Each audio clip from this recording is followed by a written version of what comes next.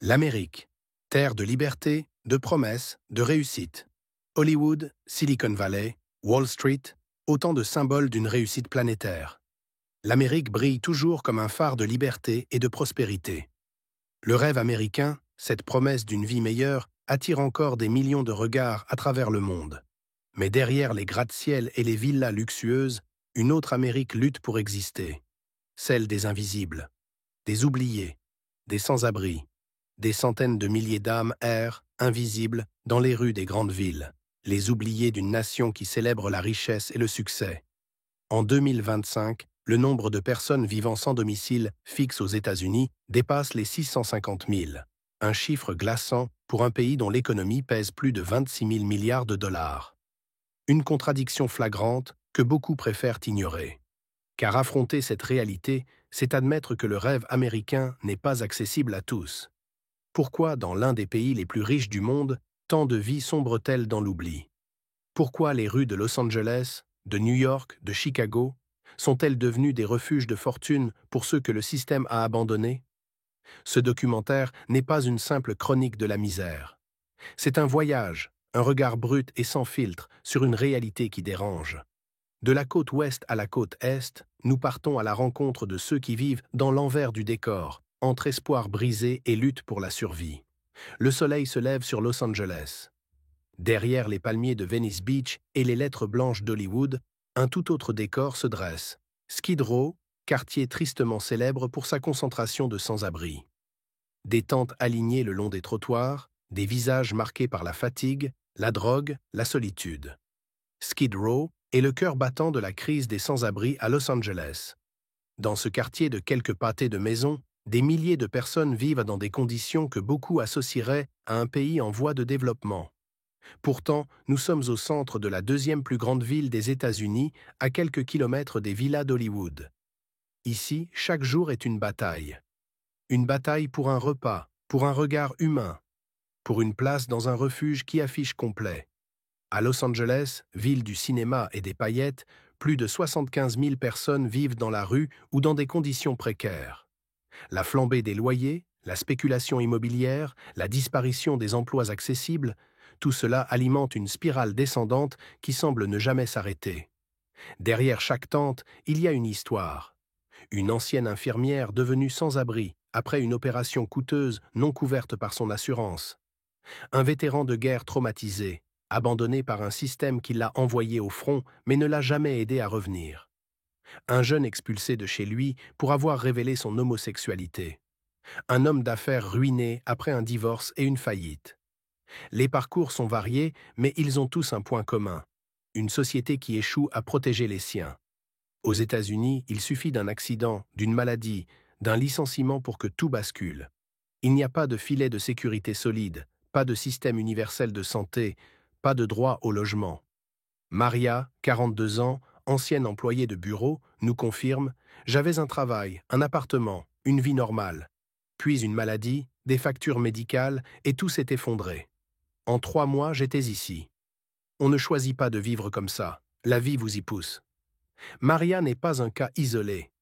Aux États-Unis, un seul revers de fortune peut faire basculer une vie. Une perte d'emploi, une maladie, une rupture familiale, et le filet de sécurité, si mince, se déchire. En 2025, plus de 600 000 personnes sont sans abri chaque nuit, selon les estimations officielles. Mais les experts s'accordent à dire que ce chiffre est sous-estimé. La crise s'aggrave, alimentée par des loyers inabordables, des salaires stagnants et un système de santé qui laisse des millions de personnes sans protection. À San Francisco, nous rencontrons James, un vétéran de l'armée américaine. À 55 ans, il dort dans un parc public, son sac à dos militaire comme seul compagnon. J'ai servi mon pays pendant 10 ans, j'ai vu la guerre, j'ai survécu. Mais ici, dans mon propre pays, je me bats tous les jours pour un repas, pour un endroit où dormir. Où est l'Amérique qui prend soin de ses héros? L'histoire de James met en lumière une autre facette de la crise. L'abandon des vétérans. Malgré les discours politiques, les programmes d'aide sont souvent insuffisants, englués dans la bureaucratie. Et pendant ce temps, les rues continuent d'accueillir ceux qui ont tout donné pour leur pays.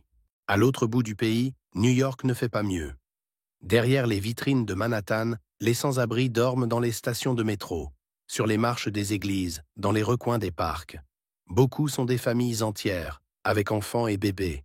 Le visage de l'itinérance a changé. Il n'est plus seulement masculin et solitaire, il est aussi féminin, familial, parfois même enfantin. Ici, la crise prend une autre forme. Dans les entrailles de la ville, des communautés entières vivent dans l'obscurité des tunnels désaffectés. On les appelle les gens taupes. Ils sont des centaines, peut-être des milliers, à chercher refuge loin des regards. Nous rencontrons Sarah, une jeune femme de 28 ans, qui vit dans ces tunnels depuis 2 ans. Les rues, c'est dangereux, surtout pour une femme. Ici, on est caché, mais on est ensemble. On veille les uns sur les autres. C'est pas une vie, mais c'est ce qu'on a. Sarah nous rappelle que la crise des sans-abri n'est pas seulement une question de chiffres, c'est une question d'humanité. Derrière chaque tente, chaque pancarte, il y a une histoire, un rêve brisé, une lutte pour la dignité. Mais pourquoi cette crise persiste-t-elle? Pourquoi les solutions semblent-elles toujours hors de portée? La ville dépense pourtant plus de 3 milliards de dollars par an pour ses programmes d'aide. Mais ces fonds peinent à répondre à la complexité du problème. Le coût de la vie explose, les logements abordables disparaissent, et la stigmatisation empêche toute véritable réinsertion. Comment un pays aussi riche, aussi puissant, peut-il tolérer cela? La réponse est multifactorielle. D'abord, l'individualisme radical, ancré dans la culture américaine, fait passer la responsabilité individuelle avant la solidarité collective. Chacun pour soi devient un credo national.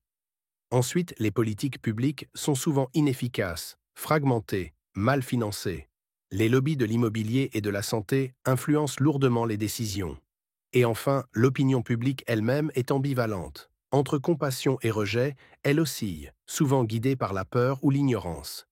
Mais le plus glaçant dans tout cela, c'est peut-être l'invisibilisation organisée de ces vies brisées. On détourne le regard, on évite les quartiers trop pauvres, on nettoie les rues avant les grandes conventions, on empêche l'installation de bancs ou d'abris pour décourager les sans-abri. On déplace, on expulse, on fait taire. Ce n'est pas qu'on ne voit pas, c'est qu'on ne veut pas voir. Dans de nombreuses villes, la réponse à la crise n'est pas l'aide, mais la répression. Les campements sont démantelés, les effets personnels confisqués, et les sans-abri sont poussés plus loin, hors de la vue.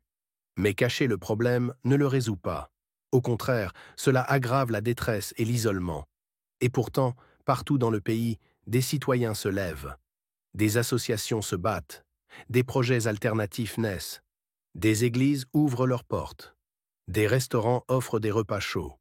Des anciens sans-abri deviennent militants, témoins, porte-voix de ceux qu'on n'écoute jamais. La solution existe. Elle passe par la volonté politique, le logement d'abord, housing first, la santé mentale, la réinsertion, l'éducation. Mais elle exige un changement profond de paradigme, un retour à l'humain, à la dignité. 2025. L'Amérique fait face à un choix historique.